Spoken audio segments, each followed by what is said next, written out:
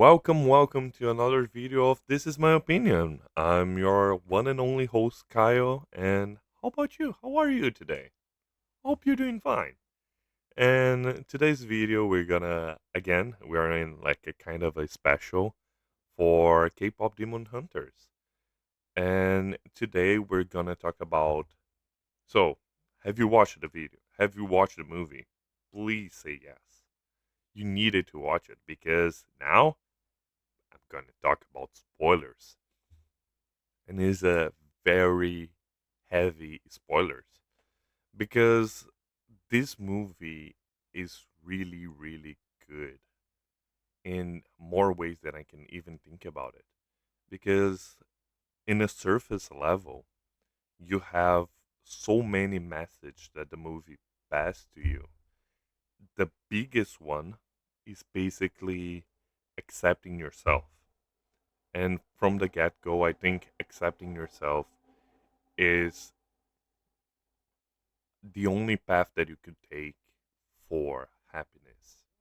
The whole thing about Arumi, that is like the main character, hiding her marks, her devil, demon marks, is basically she denying who she is. And I know that, okay, less spoiler warnings, please go watch it. I know that it's not her fault. She thinks that way.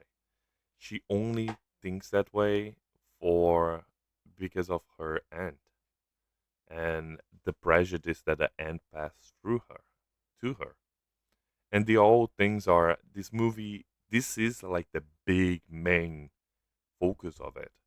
But as you're gonna see on the my music's review, that when I was going to that I'm going to talk about like my three favorite songs in the movie and why, you're gonna see that under this major layer, you have so many smaller messages. For example, you have the conflict between all demons are evil? Question mark. They are. So what is Genu? Because you shouldn't put every single person, or in that case, every single demon, into the same box, the evil box. I know that demons are supposed to be evil, but all demons are the same? That's a little bit wrong, isn't it? You should not judge a book by its cover. You should trust your friends.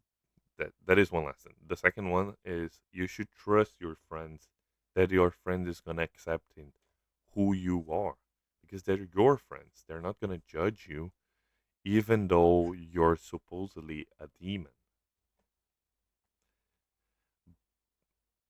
That's a second big lesson. A third lesson is try to talk about your problems with the persons that you like, the persons that likes you. Because sometimes their input could help you more than you imagine. Throughout all the movie, Rumi, the protagonist, was hiding his secret from Mira and Zoe, her best friends. And that was why the movie you have such a big conflict to it. Because she was trying to hide herself, believing that her friends were not accepting her by who she is. But if Rumi's aunt in the beginning just said to her, "Oh, let's talk about it. Let's talk with your friends," showing that even though you have those demon marks, you're still a good person and you can still fight for good because those marks does not represent who you are, and you just need to be yourself. If they could talk it about that earlier, you would avoid the major conflict of the movie because they are friends, and friends are the family that chooses to be together. That is the biggest different between a family and friends, because friends, you choose who are your friends. You cannot choose your family, but you can 100% choose your friends. And again, that goes back to accepting who you are. Since childhood, Rumi was put into that box saying nobody n- nobody has to know that you're secret. After you fulfill the Hanyang, the basically fixing the veil, those marks are going away. That's what their end think about it. The end, there's anything on the movie confirming that if they fixed the thing, the marks are going away. And if you see in the end of the movie, the marks didn't go away. I know that Rumi accepted them and they make like a permit in her skin, but the whole thing is it was just an speculation for her aunt because she was scared of what the other people, what the other hunters was supposedly to think about their own, her own nephew. And those things makes you try to understand that the characters on that movie, even though they look quirky, making some silly faces, they have so much layers into it. You take, for example, Zoe and her American background of not fitting in to a normal Korean society, or you take Mira being like a troublemaker in her family that is goes completely against every single thing that you expected for a lady on the 21st century. You have Ginu, like the main antagonist and like love partner of Rumi.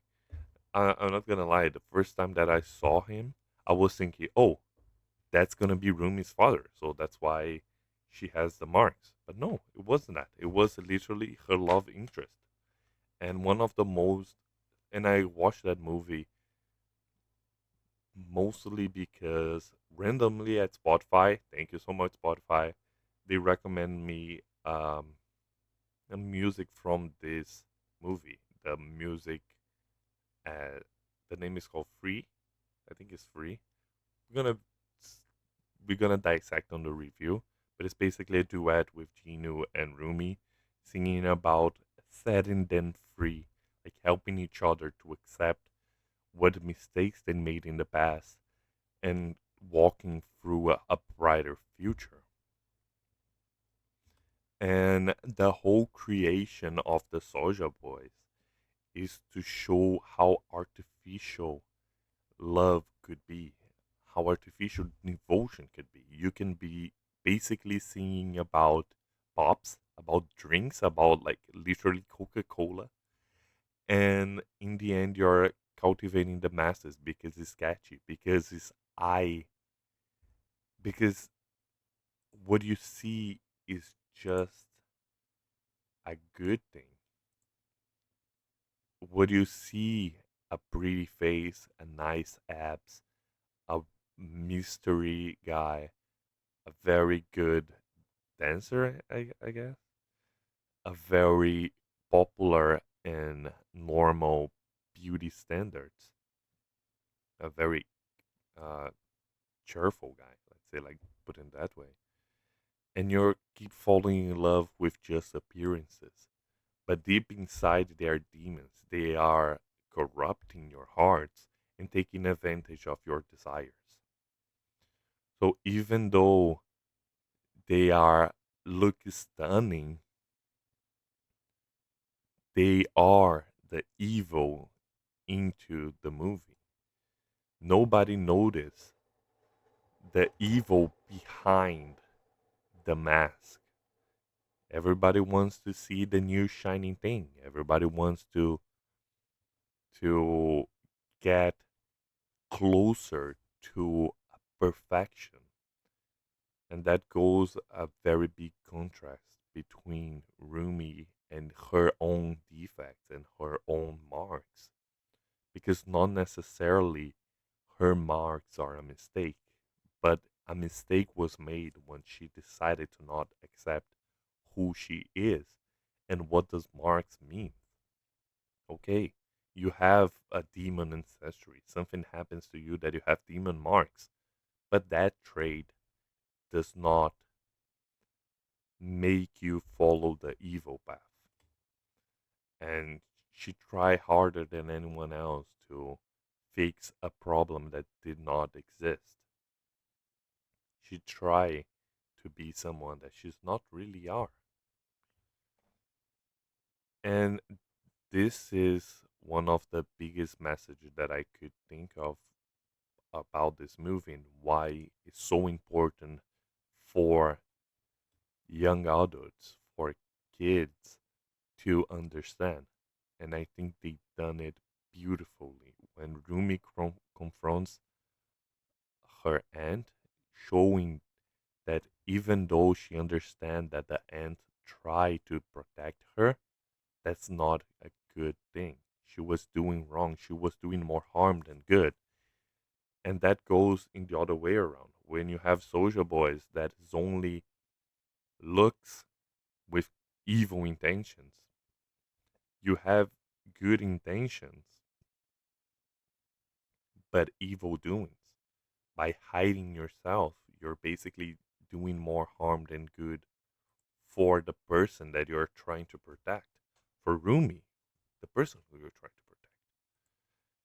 And in the end, the movie shows that you can do more. Shows that when you accept yourself, you grow even stronger.